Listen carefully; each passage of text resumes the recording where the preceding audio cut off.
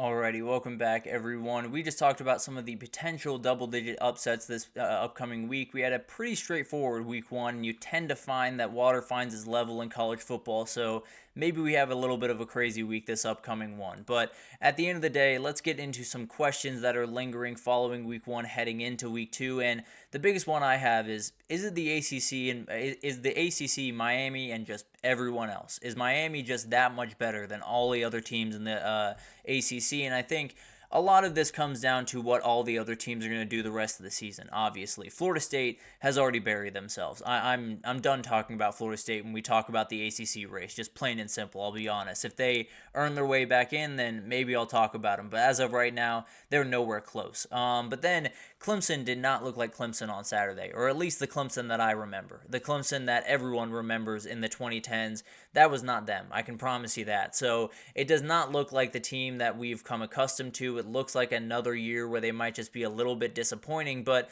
they could definitely turn some things around. Have a very talented defense, have a lot of different things. So if I was going to peg a team that would be able to meet Miami at those heights, it would likely be Clemson. But then on the other side, you have NC State, SMU, Virginia Tech, all of the our preseason dark horse picks in this conference played really rough early on. They did not play good football in week one, especially Virginia Tech, obviously getting that loss to Vandy. But at the end of the day, you do have a couple of teams out there. Louisville did look the part early, had a dominating win in their first game.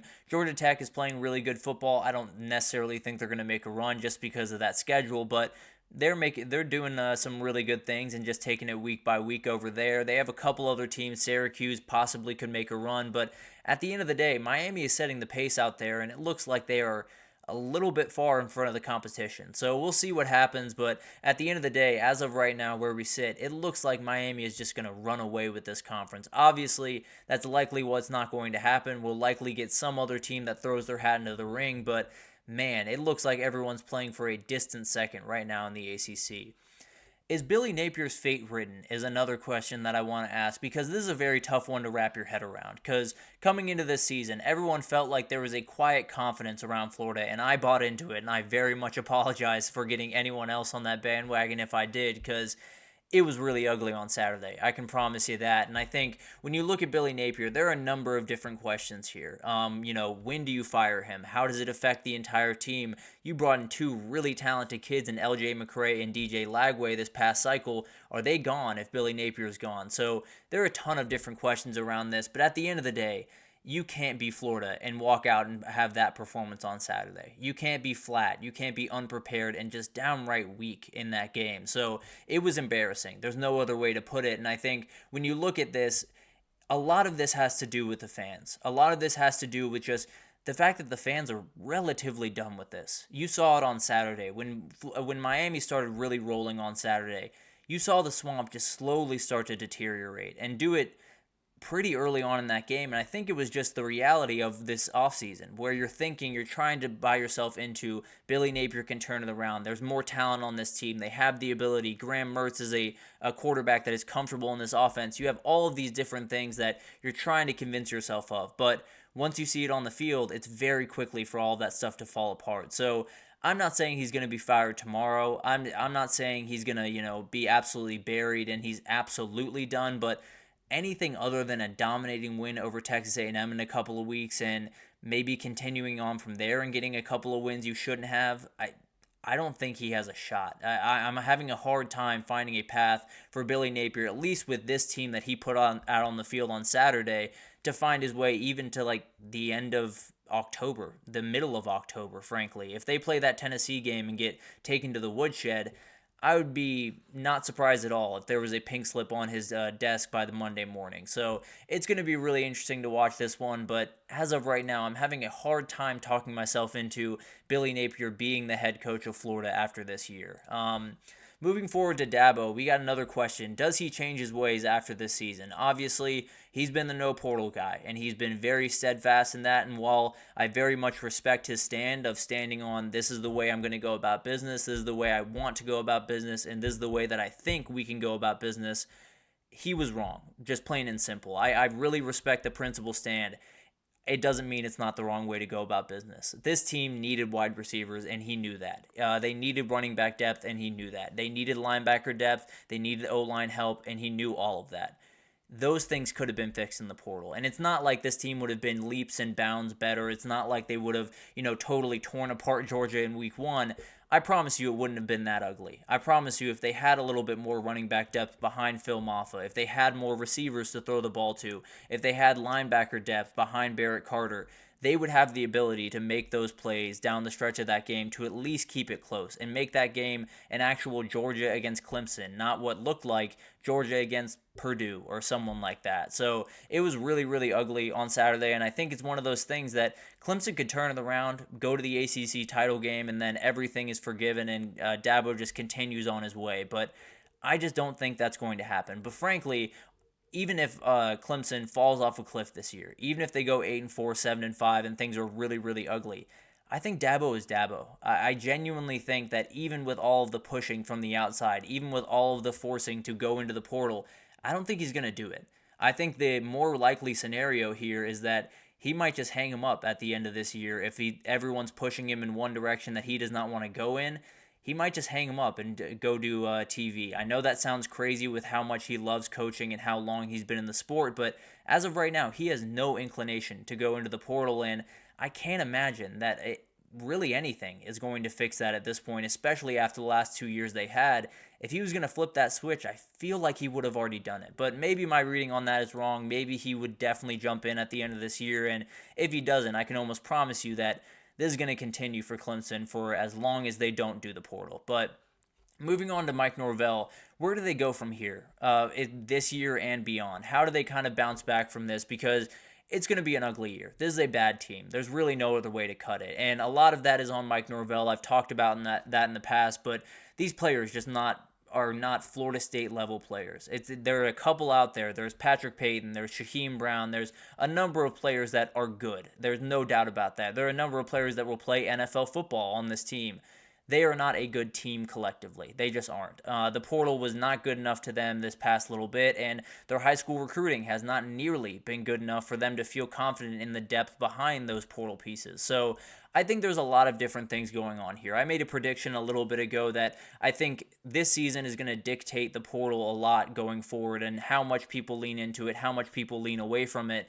Florida State's making a really good argument for people leaning away from it. So I do think that's something that's going to happen more and more. I think Mike Norvell is going to change some paths this upcoming offseason. And I've seen some people talking about him being on the hot seat this year. He's not. He could go 5-7. He'd still be the head coach at Florida State going into the 2025 season. I can almost promise you that. But he does have to make some changes. There's no doubt about that. He is a very, very capable coach. One of the top 10, 15 coaches in the entire country, but he's got to change his philosophy just a little bit. You can't lean on the portal this aggressively and expect to be a team that's in contention every single year. The teams that are in contention every year are the teams that build out that foundation through high school. So I think Mike Norvell is plenty fine. I think the season's going to be really ugly throughout the rest of it, no doubt about that. But I think at the end of the offseason, he's going to be able to slowly start making some of those changes that are going to need to be made for this team, and then they'll likely be fine over there in Tallahassee long term. This year,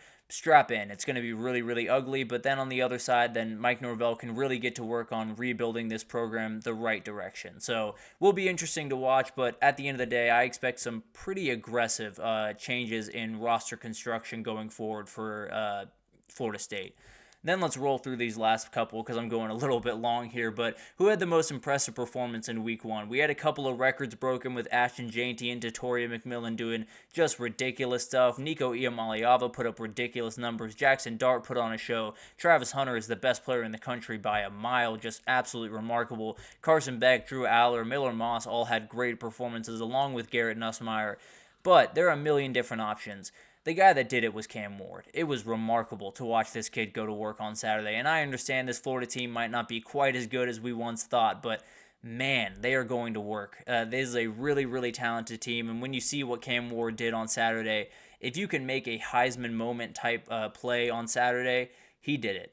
In week one, I know that sounds crazy, and I tend to believe that the Heisman race really takes shape around week 6, but plenty of guys that started their campaign off nicely, and Cam Ward is definitely the leader as of right now. So cannot wait to see what he does going forward, and he might just be the guy that steals the show in the entire college football season this upcoming year. Moving forward, what coordinator made the biggest impact on their team in week one? Because there's a lot of different options. I had Andy Kotelnicki written down at first. I think it might be D'Anton Lynn. What he did for USC's defense in week one against an LSU offense that is going to be really good is really impressive. They did a really good job of not missing a lot of tackles. Guys were playing with way more aggression. They were meeting a really good offensive line for LSU at the point of attack and pushing them back. It was really impressive. And frankly, I was outright wrong about this team doing what they needed to do. And then on the other side of things, I think Andy Kotelnicki did an incredible job up at Penn State doing just remarkable things with an offense that looked downright stagnant before. And then, Anthony, you make a great point. Shannon Dawson did work this weekend, did an incredible job. Bush Hamden over at Kentucky. There were so many incredible jobs this past weekend, and cannot wait to see what a lot of these guys do. But at the end of the day, it's going to be so much fun to watch these offenses and defenses change throughout the years, and especially that Andy Kotelnicki Penn State offense. I just cannot wait to see. So, the most disappointing team this past weekend, I think this is a tough battle. There are a number of options. When you look at Clemson or West Virginia or Florida or Texas A&M, there are a number of teams that absolutely got embarrassed. But when I look at this, there are so many different ways I could go. I could go to Florida. I could absolutely go after Florida. And frankly, I'm realizing I forgot to add this Florida State slide. The answer is Florida State. What they did on Monday was downright gross. I don't know why. I don't know how it happened. I don't know what the conversation was going into that game. I don't know what those players' mindsets were. Whatever it was not nearly good enough. Florida State played really, really ugly football, and although I don't have a picture for them, they were just gross. So they are absolutely the team that had the most disappointing performance in week one, but it's going to be really interesting to watch them develop over the next little bit, and all of these teams that had disappointing runs in week one, maybe a couple of them turn around like Clemson or West Virginia, but Florida and Florida State, I would be a little bit surprised if they were able to turn it around. But overall, I think there's a number of things to take away from week one. Let me get to Anthony's question here really quick. Is Michigan in the middle of a rebuild with a new coaching staff because the coaching staff is running the same?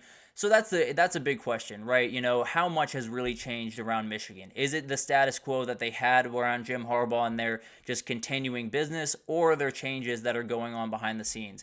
I think there are quite a few changes. I do think that philosophically, on the field, they're going about business the same way. I still think they're going to be a run-heavy, physical team, but behind the scenes, they're recruiting from high school way more often. They're being much more aggressive in that form. I think they're just building a team differently. I don't think the identity is different on the field, but I think when it comes to building this team out from a talent perspective, it's just a little bit different of an approach. So overall, I think the identity on the field is the same. The identity off the field has been a little bit different under Sharon Moore. And then between Dawson and Goodry at Miami, who do you think will have a bigger impact last weekend?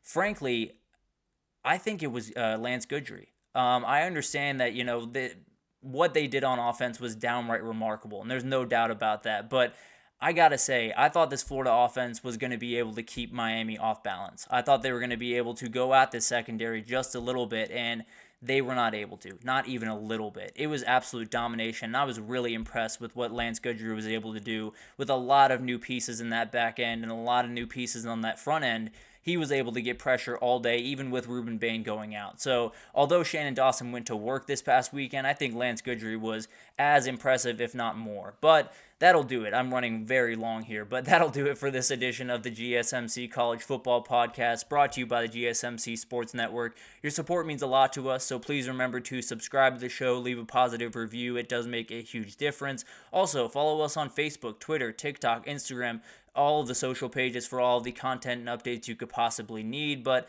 thank you once again for listening, and we will be back for even more Week 2 breakdowns. Colorado, Nebraska, Tennessee, NC State, all tomorrow. So definitely tune in tomorrow for that, and I will see you guys then.